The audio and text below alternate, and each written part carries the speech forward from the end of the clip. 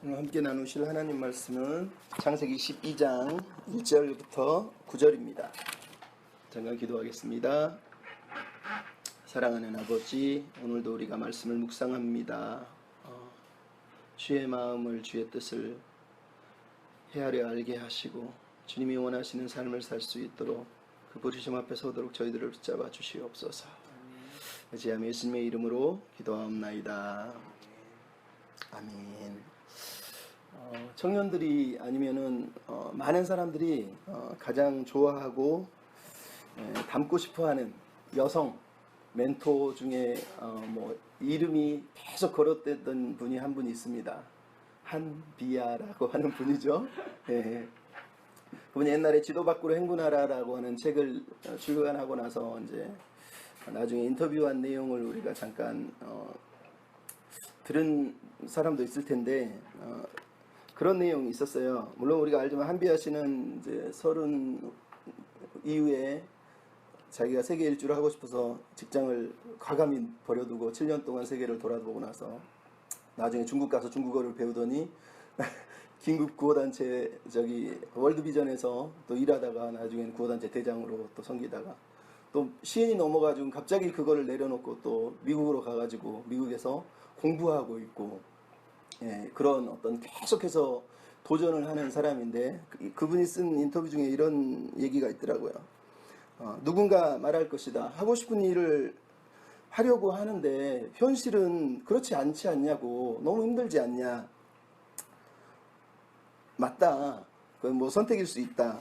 하지만 나는 적어도 세상의 많은 사람들에게 세상 밖은 세장이라고 지금 표현하고 있어요. 세장 밖은 불확실하고 위험하고 비현실적이고 백전백패할 수밖에 없는 무모한 삶이라고 말하는 사람들에게 그것은 아니라고 얘기하고 싶을 뿐이다. 세장 밖의 삶을 살고 있는 한 사람으로서 나는 세장 밖의 삶도 충만한 행복을 누릴 수 있는 삶이 있다고 말해주고 싶다. 세장 안에서는 도저히 느낄 수 없는 그런 뜨거움을 고스란히 여러분에게 전해주고 싶은 것이다. 제발 단 한 번이라도 가슴을 뛰게 한 일이 무엇이었는지 생각을 해보라고 권하고 싶다. 그리고 오늘 나에게 묻고 또 묻는다. 무엇이 나를 움직이고 있는가? 가벼운 바람에도 성난 불꽃처럼 타오르는 내 열정의 정체는 뭘까? 소진되고 또 소진될지라도 마지막 남은 내 에너지를 탁 쏟아붓고 싶은 그 일은 대체 무엇인가? 오늘 나에게 묻는다. 이렇게 얘기를 하더라고요. 저는 마지막 문장이 그래서 계속 마음에 남아있는 거예요. 당신의 가슴을 뛰게 하는 게 무엇이냐? 대체 무엇이 나를 움직이고 있는 것이냐? 내가 내 인생 전부를 쏟아부어서 하고 싶은 그 일이 대체 무엇이냐? 하나님이 오늘 우리에게 묻는 질문이 아닐까 이런 생각을 합니다. 그럼 아브라함의 이야기를 읽으면서 우리가 잘 아는 이 아브라함에 대해서 지난주도 얘기했지만 많은 사람들은 사실 오해를 참 많이 하고 왜곡을 많이 합니다. 특히 지난주에 말했던 번영신학이나 믿음운동의 주창자들은 신앙의 인물들, 특히 아브라함의 신앙을 얘기할 때 아브라함이 항상 억만장자였다고 얘기를 합니다. 이삭도 야곱도 요셉도 다윗도 다 억만장자였다는 거예요. 하나님이 아브라함에게 복을 주셨던 것처럼 우리도 복을 받는 삶이 하나님이 우리에게 원하시는 삶이라는 거예요. 근데 그 복이 억만장자가 되는 거라는 거죠. 정말로 이 말도 안 되는 성경 해석을 가지고 사람들을 유혹하는데 수많은 사람들이 거기에 끌려다니고 있다는 게 우리 시대의 적나라한 모습이라고 생각을 합니다. 또 하나는 아브라함의 신앙을 얘기할 때마다 항상 얘기하는 내용 중에 하나가 하나님이 우리를 부르실 때 신앙은 항상 비합리적이다라는 얘기를 자주 합니다. 그러니까 너도 하나님이 부르실 때 비합리적이라는 걸 생각하고 따지지 말고 순종해라 이런 얘기를 참 많이 하는 거예요. 윌리엄 골딩의 소설 중에 첨탑이라고 하는 소설이 있습니다. 첨탑은 14세기에 영국의 셀리스베리 성당에서 성당 위에 첨탑을 짓는 걸 가지고 조셀린이라고 하는 사제와 로저라고 하는 이 건축가가 서로 다투는 이야기를 중심으로 윌리엄 골딩이 소설을 썼는데 그 내용 중에 하나가 그겁니다. 로저라고 하는 사람이 그 첨탑을 지으려고 하는데 바벨탑처럼 막 높이 하늘을 쌓으려고 높이 올라가려고 하는 그 첨탑을 보면서 로저는 이건 도저히 지을 수가 없다. 지으면 무너진다라고 얘기합니다. 근데 그때 조셀린이라고 하는 이 사제가 이런 얘기를 합니다. 내가 왜 당신을 불렀는지 이제야 이해가 됐다. 하나님은 나를 통해서 이 세상 모든 사람에게 보여주고 싶은 일이 있는데 그것을 위해서 당신을 그리고 나를 부르신 것이다. 물론 당신은 이해를 못할 것이다. 하지만 생각해봐라. 하나님의 백성을 부르실 때 언제 합리적으로, 논리적으로, 이성적으로 부른 적이 있느냐? 노아에겐 산에서 배를 지으라고 했고, 호세아에겐 가늠한 여인하고 결혼하라고 하고, 아브라함에게는 아들을 죽이라고 하지 않느냐? 하나님은 그런 분이다. 이거는 하나님의 뜻을 위한 거다. 이러면서 자기 성전 첨탑 건축을 합리화하기 위해서 신앙의 논리를 끌어다 씁니다. 그 얘기를 다 듣고 나서 로저라고 하는 건축가가 딱 한마디를 합니다. 당신은 사탄이요. 이렇게 얘기합니다. 멋진 말이죠. 근데 바벨탑의 이야기를 들으면서 이 본문을 적용할 수도 있지만 우리가 아브라함을 생각할 때 항상 고민하는 게 하나는 아브라함의 복이고 하나는 비합리적인 신앙에 대한 고민을 한다라는 거죠. 근데 오늘 우리가 이 본문을 읽으면서 저는 그렇게 생각합니다. 아까 한비아 씨가 얘기했던 것처럼 당신은 무엇이 당신을 움직이고 있느냐? 당신의 가슴을 뛰게 하는 게 무엇이냐? 무엇을 위해 당신의 에너지를 다 쏟고 있느냐? 라고 질문한 그 질문을 사실 하나님에게 우리는 물어볼 수 있다는 겁니다. 이 본문을 읽으면서 우리는 하나님은 대체 무엇 때문에 이렇게 뜨겁게 당신의 가슴을, 그 뜨거운 가슴을 어찌할 바를 몰라서 그 일에 모든 것을 쏟아내려고 하는 그 일이 있다는 거예요. 거기에 지금 자기 인생을 다 걸고 계신 하나님의 모습을 사실 우리가 읽어야 된다는 거예요.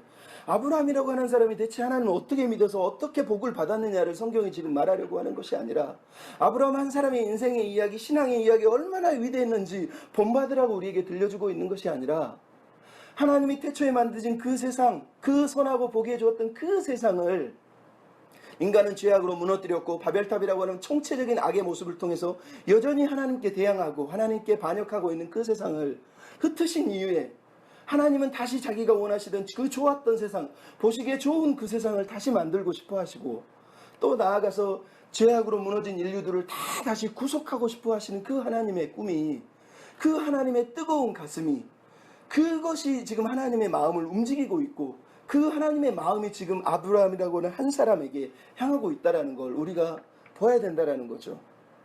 물론 우리 중에는 안 그런 사람이 있죠. 많은 사람들은 대부분 다 아브라함의 이야기를 하나님의 마음 안에서 읽으려고 하지 않는다라는 거예요. 신학교를 다닌 사람이나 그나마 눈치를 채지만 여전히 아브라함의 이야기는 이전 이야기하고 다른 이야기처럼 그냥 복받은 이야기, 잘된 이야기로 교회에서 여전히 프리칭이 되고 있다는 게 너무너무 안타깝다라는 거예요. 하지만 우리가 읽은 이 본문을 가만히 보시면 여전히 하나님은 이 아브라함의 콜링, 아브라함의 부르심의 이야기를 통해서 하나님이 무엇에 목숨을 걸고 있는지, 무엇을 향해서 당신의 가슴에 뜨거운 그 가슴을 쏟아내고 있는지, 당신의 에너지 전부를 어디에다 쏟으려고 하시는지를 다시 한번 우리에게 그대로 보여주고 있다는 것이죠. 그러므로 이 부르심의 이야기는 아브라함의 신앙의 이야기라기보다 하나님 당신의 꿈의 이야기, 비전의 이야기라고 다시 한번 우리에게 언급을 하고 있고 우리를 향하여서 이 부르심 앞에서 우리에게 주는 도전이 무엇인지를 다시 한번 생각해 보라고 말씀을 하고 있다는 거예요. 이 비전, 이 부르심 속에서 우리가 붙들어야 될 하나님의 마음이 무엇입니까? 지난주와 동일하지만 저는 다시 한번 언급하고 싶습니다. 하나님의 이 부르심 속에 여전히 드러나고 있는 건 하나님의 전적인 은혜라는 거예요. 여러분, 오늘 본문의 배경이 되는 11장 30절은 사라가 불임이라고 얘기를 하고 있습니다. 여러분, 하나님은 세상을 흩으셨습니다. 그리고 세상은 여전히 하나님께 반역하고 있습니다. 근데 하나님이 그들 중에서 한 가정을 택했는데 한 사람은 75세고 한 사람은 불임이라는 거예요. 여러분, 왜 하나님은 불임의 가정을 택할까요? 왜 불임이냐는 거예요. 이게 바로 하나님의 마음이 서려 있다라는 거예요. 우리가 한나의 이야기나 마리아의 이야기나 마리아는 불임이 아니지만 동일하게 성경이 계속해서 들려주는 이야기, 리브가의 이야기도 마찬가지. 애를 낳지 못하는 세상, 하나님이 불임이라고 하는 이 여인을 택함으로 하나님의 꿈을 잉태하지 못하고 하나님의 마음을, 하나님의 비전을 잉태하지 못하는 세상을 상징적으로 이 여인을 통해서 보여주고 있는 겁니다. 세상은 불임입니다. 우리의 인생은 불임이라는 거예요. 우리는 우리 힘으로, 우리의 노력으로 어떠한 일을 해서, 어떠한 노력을 쏟아서, 어떤 애들을 다 쏟아부어도 우리는 하나님의 비전을 잉태할 수 없는 존재라는 거예요. 우리는 불임의 상태에 있는 사람들이라는 거예요. 그 불임의 상태에서 우리에게 소망이 있지 않고 여기에 생명을 불어넣는 분은 하나님이라는 거예요. 그 혼돈 가운데, 바벨탑의 혼돈 가운데, 창세기 1장의 그 혼돈 가운데 생명을 주신 그 하나님이 이 불임의 세상에 생명을 다시 불어넣으려고 이 여인과 이 남자를 택하고 있다는 거예요. 이들에게 다시 한번 생명을 불어넣으셔서 하나님이 꿈꾸었던 그 꿈을 다시 이 여인을 통해서 시작하고 싶은 아버지 하나님의 마음이 여기 서려 있다는 거예요. 근데 여러분, 하나님이 바벨탑을 통해서 세상을 다 흩으셨잖아요. 하나님은 굳이 한 사람 한 사람 요셉처럼 간곡하게 그들을 잡아서 설득해야 될 이유가 있습니까? 우리가 조직신학을 조금만 배운 사람이면, 하나님에 대해서 조금만 아는 사람이면, 하나님은 사실 우리를 구원할 이유도 없고 구원할 필요도 없으시고 당위성도 없으세요. 나를 사랑해야 될 이유도 없으신 거예요. 안 그렇습니까? 하나님은 삼위일체 그 자체로 충만하세요. 우리가 없으셔도 행복하신 분이라는 거예요. 성경 자체에서. 그 하나님이 여전히 그럼에도 불구하고 다시 세상을 살리려고 건지려고 하는 이 마음을 우리가 생각해 봐야 돼요. 이게 하나님의 은혜가 아니면 뭐라는 거예요? 나 같은 사람을 왜 하나님이 선택하시냐는 거예요. 왜 나를 부르시냐는 거예요. 내가 어떻게 하나님을 알지? 나는 소망이 없는데 라는 생각을 하면 이 말씀을 읽으면서 우리는 은혜를 생각하지 않을 수가 없다는 거죠. 여러분, 아브라함의 부르심을 생각해 보십시오. 75세에 불렀다고 얘기합니다. 하지만 우리가 알듯이 아브라함의 과거는 성경이 언급하지 않습니다. 마일렌버그라고는 학자도 그런 얘기를 합니다. 성경은 아브라함의 심리적인 상태나 과거나 그가 부르심 받았을 때의 어떤 심리적인 내용을 전혀 언급하지 않는다는, 단지 하나님이 말씀하시고 거기에 반응하는 인간이 있고 온 세상을, 한 민족뿐만 아니라 온 세상을 위하여 주도권을 쥐고 계신 한 분이 서 계신 그 자리를 우리에게 보라고 얘기하고 있는 것이다라는 거예요. 성경이 전에 이 불임 이야기를 통해서, 아브라함의 과거를 언급하지 않는 이야기를 통해서 우리에게 질문을 던지게 하고 있다는 거예요. 왜 하나님은 깨어진 세상을, 흩어버린 그 세상을 향해서 어떠한 비전을 가지고 있는 걸까? 대체 앞으로는 어떻게 하실까? 그것을 준비시킨 다음에 바로 이 아브라함이 서 있는 이 자리로 우리를 지금 데려오고 있다는 거예요. 바로 그 자리, 아브라함을 부르신 그 자리를 우리가 보기를 원한다는 거예요. 그 자리가 은혜의 자리라는 거예요.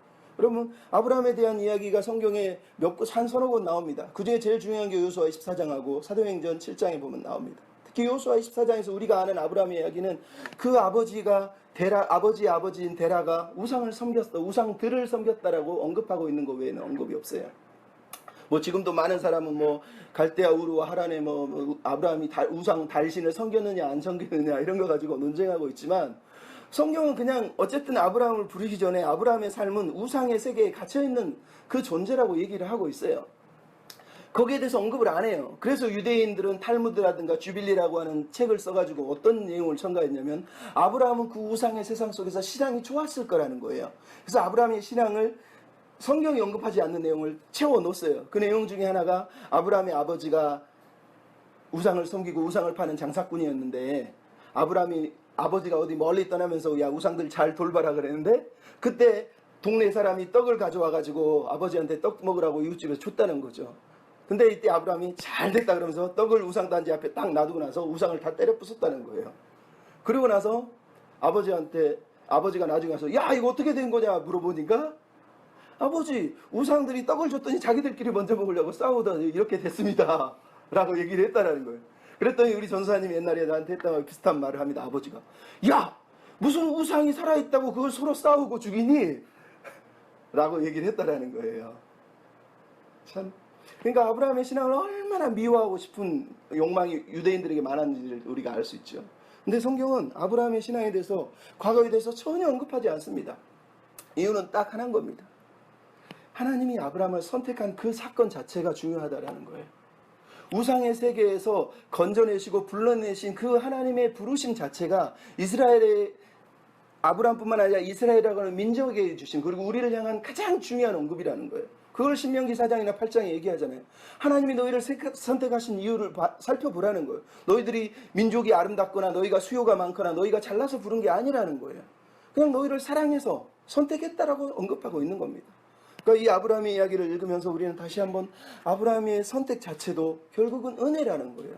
하지만 이 이야기는 단순히 아브라함 한 사람에 대한 이야기가 아니라는 걸 우리가 다시 한번 생각해 볼 필요가 있다라는 겁니다. 여러분, 오늘 본문 속에서 우리에게 가장 놀라운 이야기가 시작하고 있습니다. 하나님께서 아브라함에게 말씀을 하고 있다라는 거예요. 여러분 오늘 본문을 통해서 하나님은 우리에게 하나님께 우리의 삶을 전적으로 의탁하는 그 한 사람을 하나님이 찾고 있다라는 걸 다시 한번 생각해 볼 필요가 있습니다. 여러분 오늘 본문의 내용의 가장 놀라운 내용은 혼돈의 우주, 그 우주를 향해서 말씀하셨던 그 하나님이 바벨탑 사건 이후에 혼돈으로 무너진 그 세상을 향해서 제일 먼저 말씀을 했다라는 얘기를 하고 있는 겁니다. 가라라고 하는 이 말씀 한마디에 하나님은 창세기 1장에서 세상을 향해서 말씀을 선언하신 그 하나님께서 다시 한번 이 세상을 바로잡기 위해서 첫 마디를 지금 내뱉고 있다라는 거예요.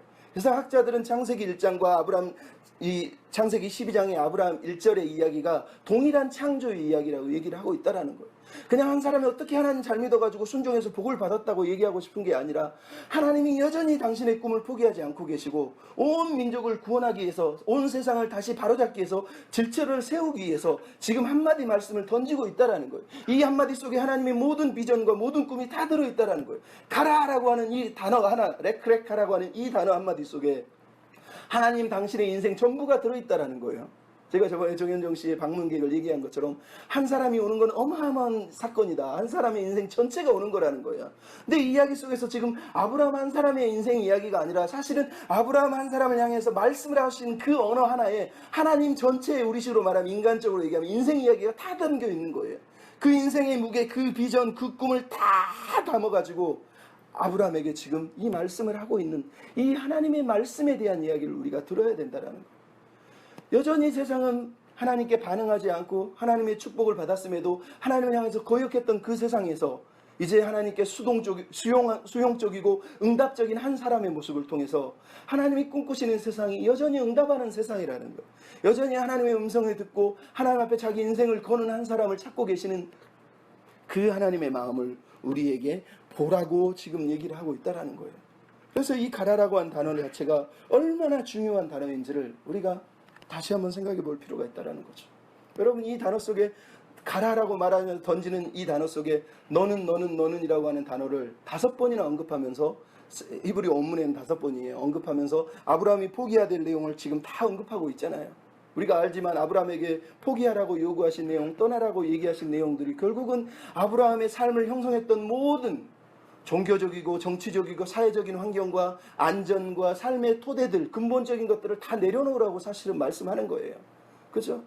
이 부르심 자체가 그래서 구약의 제자도 하라고 어떤 사람이 얘기를 합니다. 왜? 우리는 마가복음 10장을 읽으면 예수님께서 했던 말이 뭡니까? 제자들에게.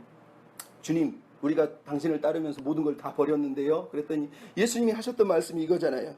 너희에게 이르노니 복음을 위해서 집이나 형제나 자매나 어머니나 아버지나 자식이나 전토를 벌인 자는 이라고 예수님이 말씀을 하시는 것을 우리가 읽을 수가 있단 말이죠. 결국은 이 이야기 속에 하나님이 요구하고 있는 이 무게는, 포기하라고 하는 무게는 하나님의 꿈을 다 담기 위해서, 하나님의 꿈만을 드러내기 위해서 아브라함이 들고 있어서는 안 되는 것들이 너무 많다는 얘기를 하고 있는 겁니다. 그 자기의 삶의 사고, 살아온 삶의 배경들, 우리식으로 말하면 부정적인 과거조차도 그거를 내려놓고 하나님의 비전에, 하나님의 꿈에 자기의 삶을 던지라고 사실은 부르고 계신 사건을 우리가 보고 있는 겁니다. 그래서 여러분 이 본문을 읽을 때마다 우스운 얘기가 하나 생각이 나요. 제가 신학교를 다니는데 우리 신학교 교수 중에 한 분이 그런 얘기를 했어요. 여러분도 아브라함처럼 다 버리시고 모든 걸 포기하고 하나님 위해 살아야 됩니다. 이랬어요. 그랬더니 그 중에 신학생 한 명이 이런 얘기를 했죠. 목사님 질문이 있습니다. 예, 질문을 하세요. 그랬더니 돼지고기 먹는 건 죄인가요? 이야기를 거기서 시작했어. 그랬더니 죄지! 그런 거예요. 그러면 우리 새우깡 먹는데 어떻게 해요? 새우도 먹으면 안 되잖아요. 새우깡도 안 되잖아요. 순대도 못 먹는 거예요. 막 이러면서 막 언급하다가 또 옆에서 한 학생이 손을 들고 그랬어요. 목사님 저도 질문이 있습니다. 뭐예요? 하세요. 그랬더니 목사님은 아브라함에 대해서 지금 설교를 하시잖아요. 근데 목사님은 지금 엄청나게 큰 교회에 엄청나게 많은 재정을 가지고 있고 기도원 교회 다 들고 있잖아요. 목사님 하나님 그거 포기하라고 하면 포기할 수 있으세요? 얼어버렸어요. 아무 말을 못했어요.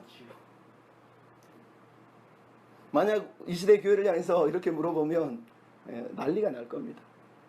여러분 이 본문 자체가 우리에게 던지는 건 사실은 정말로 충격적이고 엄청난 요구를 하고 있다는 걸 알 수 있습니다. 물론 그 엄청난 이야기 자체가 한 사람의 인생의 모든 걸 포기하는 이야기가 아니라 하나님의 꿈에 대한 이야기라는 걸 우리가 집중해서 사실은 살펴봐야 돼요. 여러분, 우리나라의 선교사 중에 서석평이라고 하는 선교사님이 있어요. 돌아가셨지만 이분은 1912년 32살 나이에 한국에 온 독일 여자 간호사에 홀로 솔로로 사셨던 분이에요. 그리고 1934년에 54세로 돌아가셨어요. 근데 이분이 돌아가실 때 만성, 풍토증, 과로, 영양실조로 돌아가셨고, 돌아가실 때 유일하게 남은 게 뭐냐면 담요 반장. 한 장이었는데 반을 찢어서 가난한 사람한테 나눠줘서 반장만 남은 거래요. 동전 7립, 그리고 깡냉이 2홉 외에는 남겨둔 게 없대요. 이분이 처음에 이 땅에 왔을 때 보니까 완전히 조선 땅은 너무너무 지지리도 가난하고 병든 환자들이 길거리에 널려 있는데, 나라가, 조선이라고 하는 나라가 이 백성들을 돌아보지 않는다는 거예요. 그래서 돌아다니면서 가난한 사람들을 돌보고 자기 거를 다 내어주면서 그렇게 평생을 살다가, 그러다가 결국은 이 땅에서 돌아가셨거든요. 그분이 돌아가시고 잊혀진 이 선교사님을 작년인가 하여간 100주년 기념해가지고 다시 일으켜 세웠어요. 사람들한테 기억하게 책도 만들고 영화도 만들고. 그때 설교했던 아니면은 메시지를 전했던 분들의 내용의 핵심, 특히 홍정일 목사님도 그 얘기를 했지만 그 내용 중에 이런 게 있었습니다. 여러분, 손양원 목사님이나 서석평 선교사님의 이야기의 핵심은 이게 신앙의 본원이라는 거다. 근본적인 부르심에 대한 내용이라는 거다. 이 땅의 기독교가 하나님을 정말로 제대로 믿고 싶다면 여기로 다시 돌아가야 된다. 그들은 모든 걸 다 내려놓고 포기하고 하나님의 꿈의 인생을 다 걸었는데 지금 우리는 뭘 하고 있느냐. 이게 신앙의 본질인 거다. 이 본질 앞에 우리가 뛰어들지 못한다면 우리는 부끄러운 것이다. 그러면서 얘기하는 걸 제가 들었거든요. 그럼 맞습니다. 아브라함의 이 이야기를 읽으면서 우리는 다시 한번 하나님이 얼마나 큰 꿈과 그 비전을 가지고 이 한 사람을 부르고 있는지, 그만큼 그 부르심에 그 꿈이 크기 때문에 그만큼 대가도 커야 됐다라는 것을, 버려야 될 것도 커야 됐다라는 것을 우리가 다시 생각해 보라는 거예요. 우리가 하나님의 나라를 위해 산다고 말하면서 세상하고 똑같은 무게와 똑같은 것을 소유한 채 나 하나님을 믿는다고 얘기하는 게 얼마나 어불성설이라는 걸 다시 한번 생각해 봐야 되지 않겠습니까? 물론 뭐 여기 있는 사람 버릴 것도 얼마나 있는지 모르지만 버리라고 그러면 막 열받아 죽을지도 모르지만 그런 뜻이 아니잖아요. 우리가 무엇에 집중해서 무엇에 우리의 삶의 무게를 달고 사는지를 다시 생각해 보라는 거예요. 아브라함은 그동안의 우상의 세계에서 자기의 인생에 꾸려온 삶의 환경에 젖어 있지만 하나님은 그것조차 다 포기하게 하신 이유, 하나님만 바라보게 하시려고, 하나님의 그 꿈에 온전히 매달려서 살게 하시려고 이 사람을 부르고 있다는 걸 우리가 생각해 봐야 된다는 것이죠. 나아가서 우리가 붙들어야 될 내용이 바로 2절, 3절, 4절, 2절, 3절에 나오잖아요. 하나님이 1절부터 3절까지 두 번의 명령을 하고 있고 세 가지의 축복을 하고, 약속을 하고 있고 하나의 약속의 결과를 언급하고 있습니다.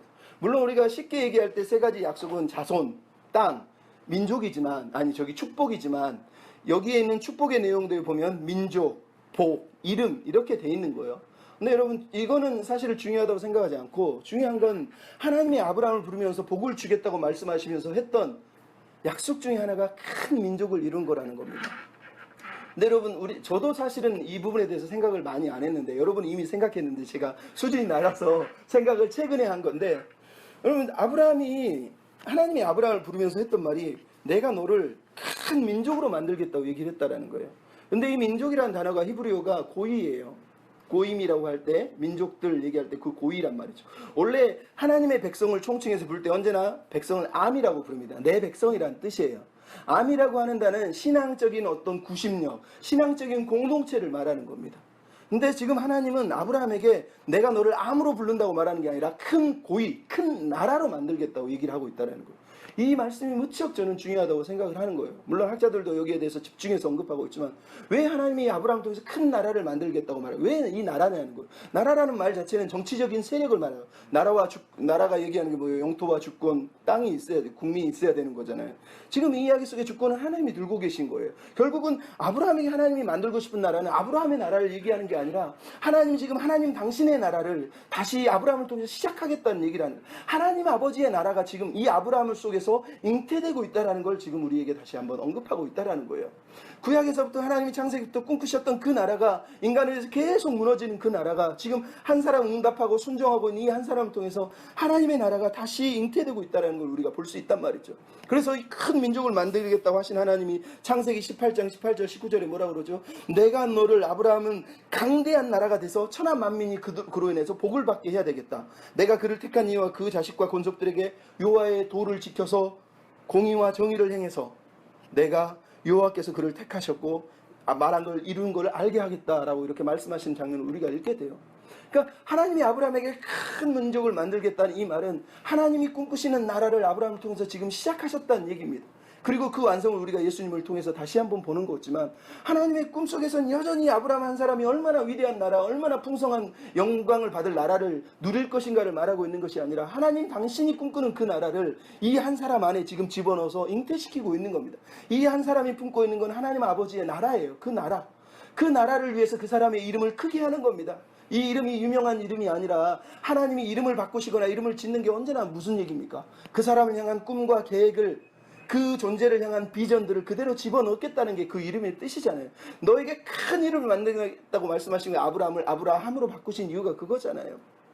이 이름 자체도 우리가 막 미치듯이 추구하는 명예나 명성이 아니라 하나님의 꿈과 비전을 하나님의 나라를 위한 그 나라를 짊어질 만큼의 그런 이름의 존재로 내가 너를 계획하고 있고 너를 준비하고 있고 너를 그렇게 만들겠다라고 지금 말씀하고 있는 걸 보잖아요. 왜 하나님이 아브라함에게 큰 나라가 되어야 된다고 또 큰 이름을 가져야 된다고 말합니다. 그래야지 그 복을 아브라함이 하나님이 꿈꾸던 그 나라의 복을 실현할 수 있는 존재가 되기 때문이라는 거 우리가 그냥 본문을 읽으면 알잖아요. 아브라함을 택하신 이유가 그거잖아요. 네가 창세기 1장에 언급했던 2장에 언급했던 5장에 언급했던 9장에 언급했던 5번이나 언급했던 하나님의 그 축복의 언어들 그리고 저주의 언어들을 지금 오늘 본문에서 하나님은 이 본문 2절 3절 안에 복이라는 단어를 5번을 쓰면서 다시 한번 하나님의 복이 아브라함을 통해서 온 세상을 치유하고 다시 인류를 구속하시려는 그 하나님의 복이 다시 언급되고 있다는 걸 우리가 생각해보고 다시 생각해봐야 된다는 거예요.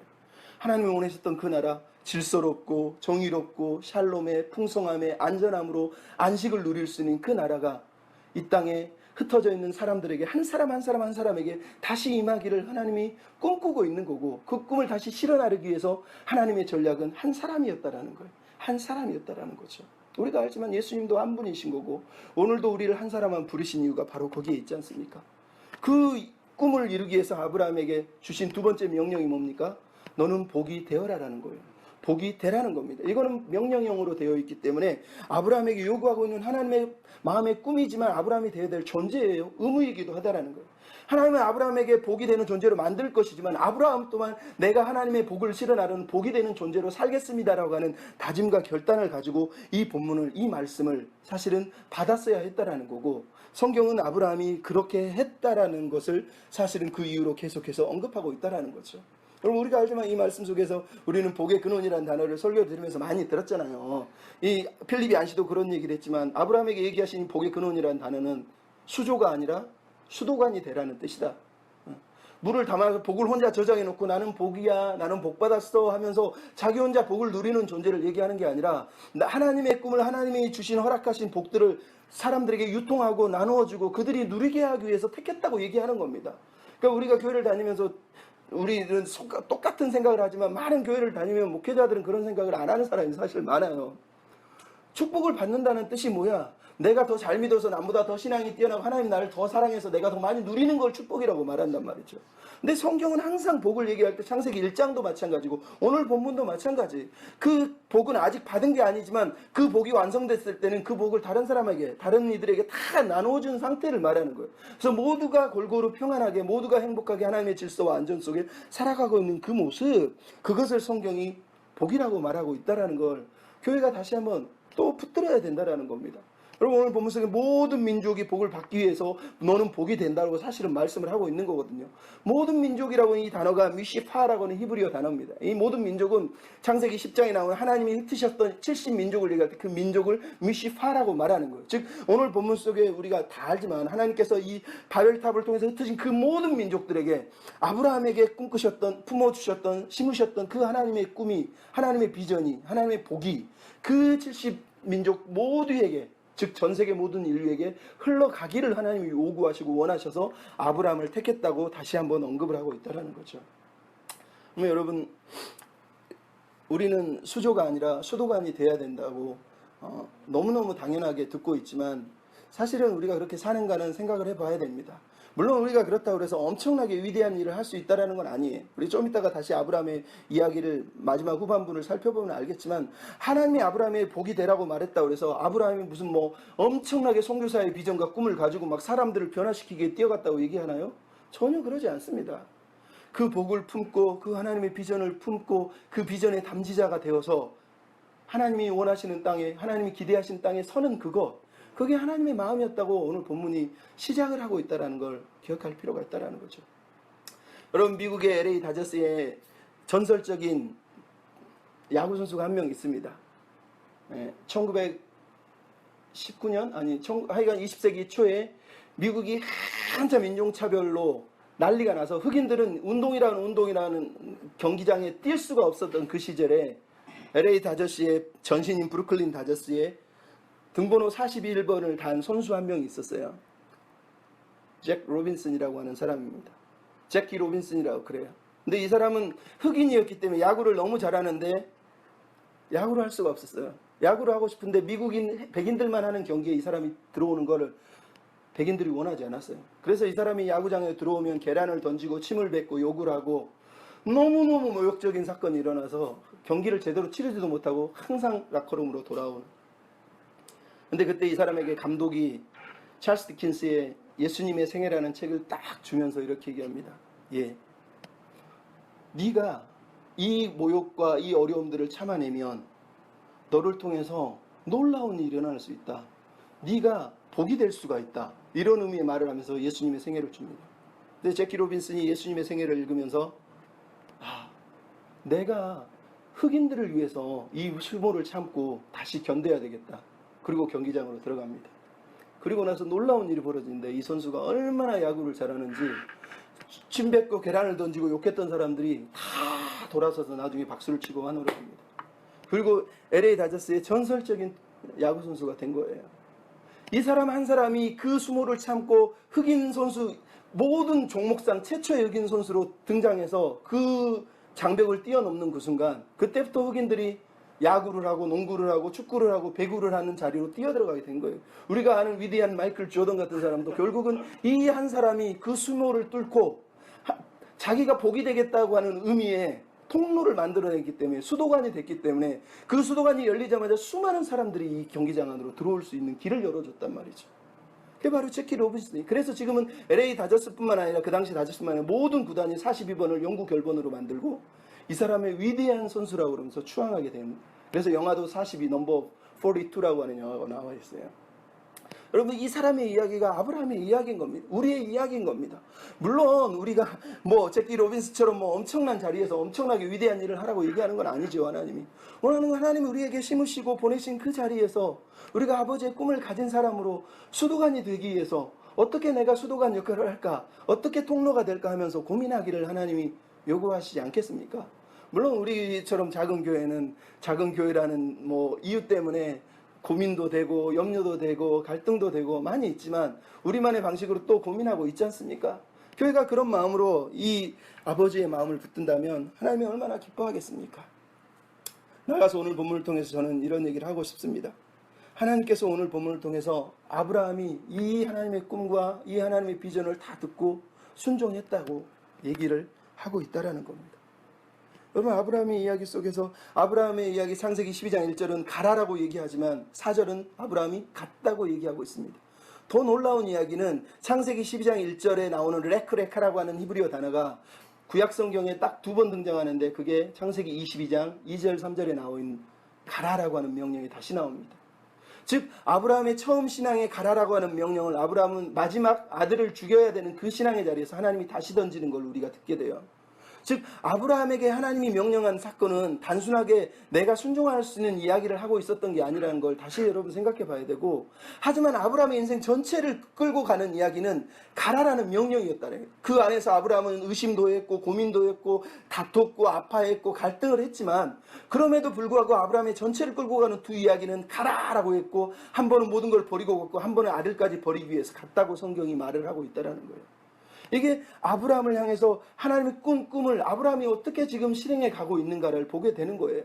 그래서 창세기 12장에서는 너를 통해서 모든 민족이 복을 받는다고 말하지만 창세기 22장이 뭐라고 그러죠? 너의 자손을 통해서 모든 민족에게 내가 복을 줄 것이라고 말하는 거예요. 즉 아브라함은 사실은 통로고 아브라함은 매개체일 뿐이고 실제로 복을 받는 것은 아브라함의 후손인 예수 그리스도를 말미암아라는 걸 우리가 다시 한번 보게 된다는 거예요.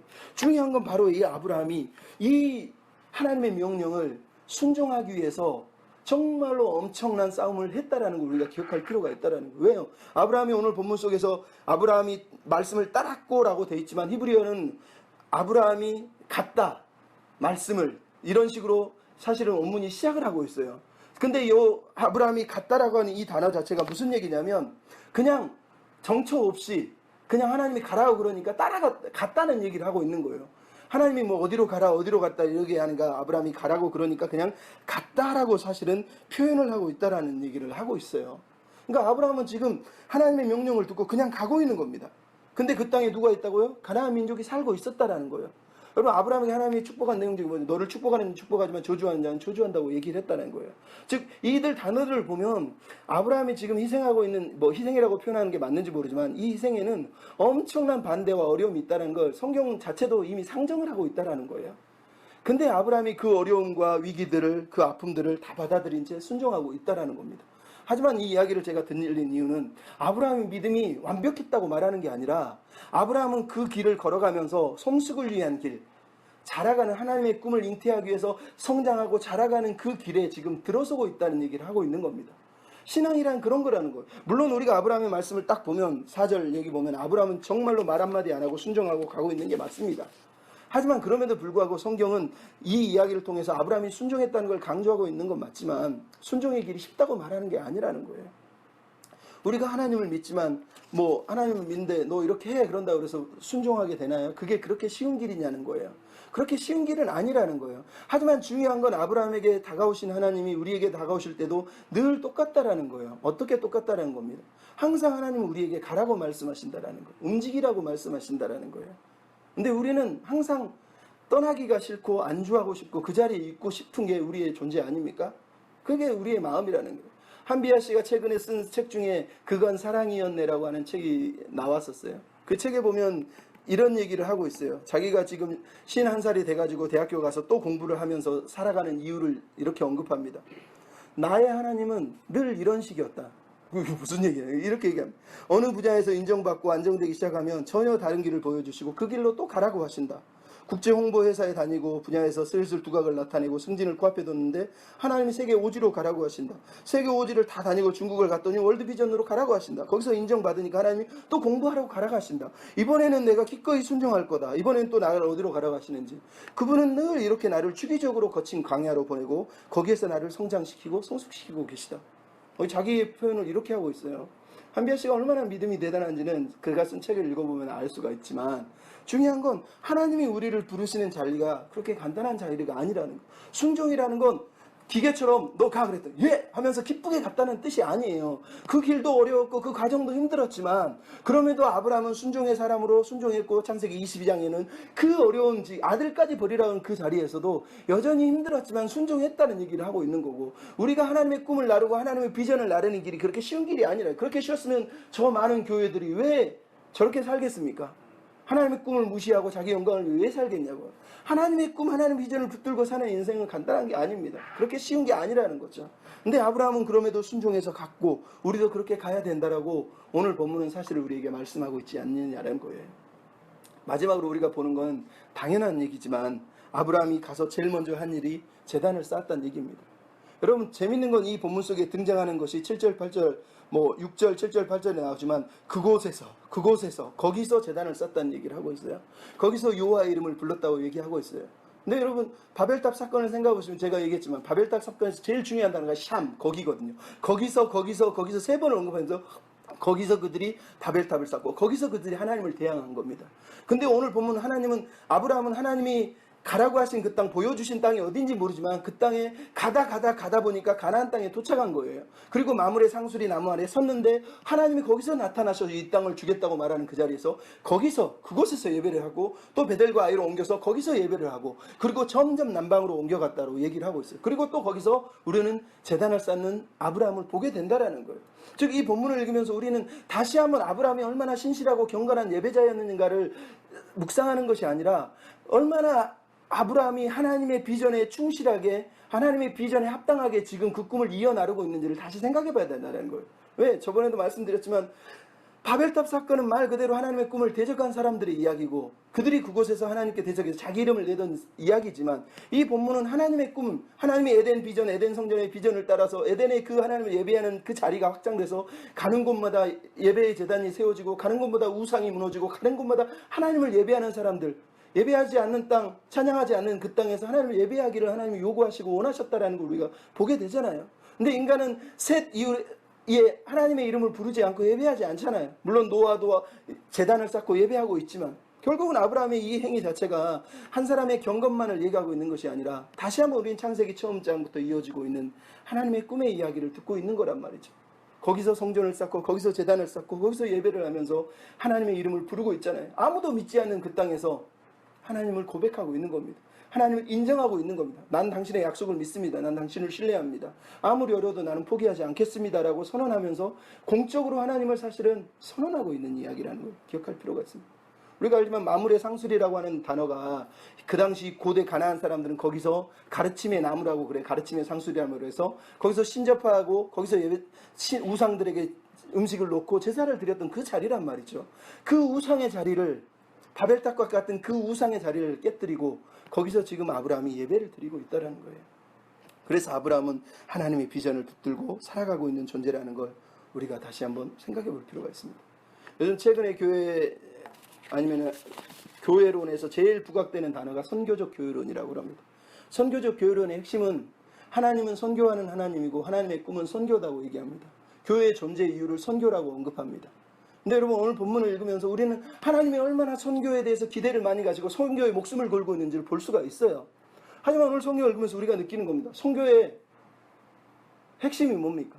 선교의 종착점이 어디냐는 거예요. 오늘 본문은 그 얘기를 하고 있습니다. 아브라함이 지금 예배를 쌓고 있는 것은 시작점이지만 사실은 종착점이에요. 왜? 모든 사람이 선교를 하는 이유는 선교를 통해서 그들을 제자로 삼아서 그들이 하나님께 예배하게 하는 게 하나님의 목적이잖아요.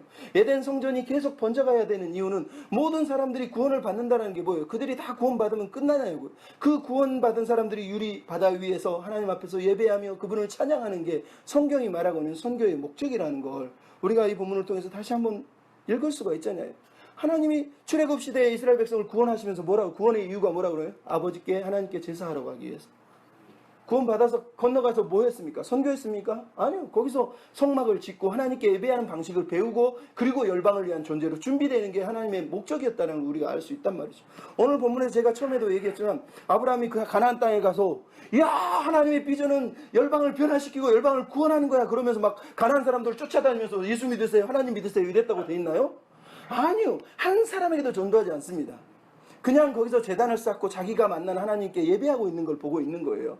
물론 이 말을 제가 전도를 무시하고 선교를 무시했다는 얘기가 아니라 전도든 선교든 모든 건 예배에서 시작돼야 되는 거예요. 예배가 살아있지 않고 예배의 본질이 회복되지 않으면 나머지는 다 거추장스러운 것이 될 수밖에 없습니다. 우리가 얼마나 많이 선교하고 있습니까? 선교하는 사람들이 선교하는 거를 우리가 실제로 가서 실사라고 평가를 하면 다 자기들의 왕국을 지어놓고 산 사람들이 더 많아요. 자기 선교센터, 자기 교회 사람들 끌어다가 사진 찍어놓고 우리 이렇게 하니까 돈 끌어모아서 자기 선교 왕국을 짓고 교인들 가서 여행시키면서 선교 구경시켜주는 거지.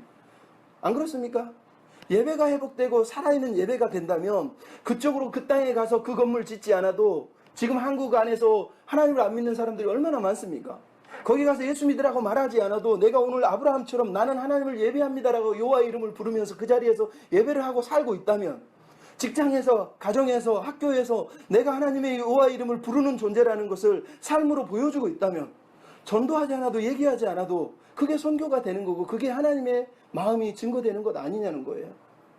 근데 우리는 지금 뭘 하고 있냐는 거죠. 뭘 하고 있냐는 거죠. 중요한 건 오늘 본문을 이야기를 통해서 저는 다시 한번 결론적으로 이런 얘기를 하고 싶습니다. 옛날에 한비아 씨 인터뷰 중에 제가 한비아 씨를 오늘 많이 언급하는 이유는 그 인터뷰에서 너무 좋은 게 많이 나와서 그래요. 그런 얘기를 하더라고요. 자기가 왜 이렇게 미친 듯이 돌아다니는 줄 아느냐 그러더라고요. 자기가 42살에 이 케냐에 갔는데 케냐에 갔더니 케냐에서 가장 유명한 의사 한 사람이 그 나라의 뭐 대통령도 만나기 어렵다는 그 사람이 막 길거리에 가난한 환자들을 막 보듬고 안고 치료하고 있다라는 거예요. 그걸 보면서 너무 놀래가지고 밤에 몰래 찾아가서 물어봤대요. 아니 당신이 이렇게 유명한 의사인데 왜 이런 현상에서 돈도 조금밖에 안 받는데 이렇게 험한 일을 합니까? 그랬더니 그 사람이 그랬대요. 나 유명하지. 근데 내가 가지고 있는 기술과 재능을 돈 버는 데만 쓰는 게 너무 아깝지 않아? 그러더라는 거예요. 그러더니 좀 이따 중요한 거 무엇보다 내가 이 일을 하는데 가슴을 몹시 뛰게 해. 이게 내 가슴을 뛰게 해. 이러더라는 거예요. 참 놀라운 얘기죠. 그걸 보면서 멋지다. 나도 내 인생에 내 가슴을 뛰게 하는 것, 내 가슴을 뛰게 하는 곳으로 나는 가고 싶다. 이러면서 한비아 씨가 결단을 했다는 얘기를 하고 있어요. 여러분 오늘 본문을 읽으면 아브라함은 가나안 땅에서 하나님의 나라를 위해서 지금 행진을 하고 있습니다. 이 아브라함의 모습 속에서 하나님 향한 뜨거운 가슴과 불굴의 의지와 용기와 흔들리 하던 믿음, 뒤를 돌아보지 않는 충성을 우리가 그대로 볼 수가 있어요. 이 아브라함이 얼마나 하나님을 향해서 하나님이 원하는 걸 붙들고 살고 있는지를 우리가 알 수 있단 말이죠. 더 중요한 건 근데 이 아브라함을 붙들고 계신 하나님 그분의 가슴이에요. 그분이 이 아브라함을 향해서 쏟고 있는 그 마음속에 아버지의 비전, 그분의 가슴을 뛰게 하는 그 꿈, 그 비전, 그 나라가 그대로 들어있다는 거예요. 아브라함이 얼마나 열정적으로 하나님 따랐냐가 아니라 얼마나 하나님이 열정적으로 뜨거운 가슴으로 자기가 이 세상을 살리기 위해서 이 아브라함이라고는 한 사람에게 자기 인생의 에너지 전부를 지금 쏟아붓고 있느냐는 걸 우리가 다시 한번 기억해 봐야 된다는 거예요. 하나님이 그렇게 뜨겁게 움직이시는 그 가슴에 아브라함은 맞닿아서 불꽃이 튀었고 비록 실수도 했지만 그 불꽃에 앞에서 아브라함이 뜨겁게 행진하고 있고 뜨겁게 걸어가고 있지 않습니까? 결국은 이 아브라함을 향해서 부르신 그 하나님이 우리를 부르고 계시다라는 걸 우리가 기억해야 되지 않겠습니까? 여러분의 가슴을, 아니 우리의 가슴을, 이 땅의 교회의 가슴을 뛰게 하는 게 무엇입니까? 돈입니까? 명예입니까? 남들보다 더 많이 가진 거, 많이 누리는 겁니까? 그거면 우리는 이미 하나님하고 상관없는 사람들입니다. 하나님의 가슴을 뛰게 하는 거 하나님 당신의 나라와 그 꿈과 비전이면 아브라함을 뛰게 하고 움직이게 하고 계속해서 정처 없이 걸어가게 만들었던 힘이 하나님의 비전이었다면 우리를 오늘 움직이게 하고 살게 하고 우리로 이 에너지를 쏟게 만드는 것은 바로 그 하나님의 뜨거운 가슴에 품고 있는 비전, 그분의 나라, 열방을 향하신 아버지의 마음, 우리가 그걸 품어야 되지 않겠습니까? 비록 그것을 어떻게 감당하느냐는 각자의 숙제에 있지만 그럼에도 이 마음, 이 본질적인 이야기는 꼭 붙들고 우리가 살아야 되지 않겠느냐, 이런 마음으로 여러분에게 호소를 합니다. 우리 아버지의 마음을 붙들고 그분이 기대하는 삶을 위해서 나아가는 저와 여러분 되셨으면 좋겠습니다.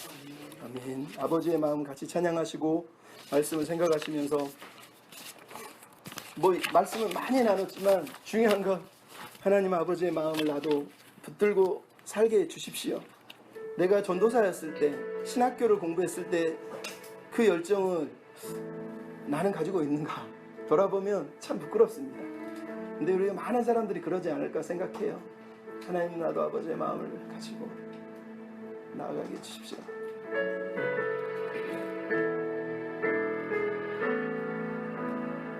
아버지의 마음, 아버지의 마음, 열방을 사랑하시는 한 영혼을 전하보다 귀하게 여기는 마음, 아버지의 마음, 아버지의 마음, 가난한 자 억울한 자 빛이 없는 자들에게 구원의 의를 알리는 마음 가서 전하세 아버지 사랑 잃어버린 영혼 돌아오도록 가서 나누세 아버지 사랑 모든 열방 구원의 일을 가서 전하세 가서 전하세 아버지 사랑 잃어버린 영혼 돌아오도록 가서 나누세 아버지 사랑 모든 열방 구원에 이르도록 아버지의 마음 아버지의 마음 열방을 사랑하시는 한 영혼을 천하보다 귀하게 여기는 마음 아버지의 마음 가난한 자 억울한 자 빛이 없는 자들에게 구원의 의를 알리는 마음 가서 전하세 아버지 사랑 잃어버린 영혼 돌아오도록 가서 나누세 아버지 사랑 모든 열방 구원에 이르도록 가서 전하세 아버지 사랑 잃어버린 영혼 돌아오도록 가서 나누세 아버지 사랑 모든 열방 구원의 이름 우리 무반주로 가서 전하세 아버지 사랑 잃어버린 영혼 돌아오도록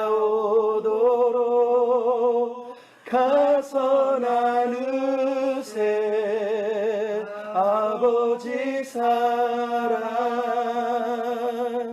모든 열방 구원에 우리 반주와 함께 가서 전하세 아버지 사랑 잃어버린 영혼 돌아오도록 가서 나누세 아버지 사랑 모든 열방 구원에 이르도록 우리 말씀을 생각하면서 물론 개인적인 적용도 있고 내가 어떤 약속으로 어떻게 순종하며 어떻게 살아야 될까 수많은 고민들이 있지만 하나님 가장 본질적인 그 마음들을 우리가 붙들고 살게 해주십시오. 아버지께서 기대하셨던 그 꿈, 그 비전, 그 나라를 품은 한 사람 그리고 그리스도의 제자인 우리 하나님 우리가 오늘도 우리를 부르신 그분 앞에서 당신의 꿈을 담은 사람으로 이 땅의 복의 통로로 수도관으로 하나님의 복을 유통하고 나누어 주는 삶을 살게 해 주시옵소서. 열방을 향하여서, 내 옆에 있는 사람을 향하여서, 내 주변에 있는 이들을 위하여서 내가 아버지의 복을 가진 존재로 여호와 이름을 부르는 그 사람이 되게 해 주시옵소서. 이 작은 교회에 이 작은 몸짓들이 여호와의 이름을 증언하는 몸짓이 되게 해 주시옵소서. 우리 같이 기도하고 마치겠습니다.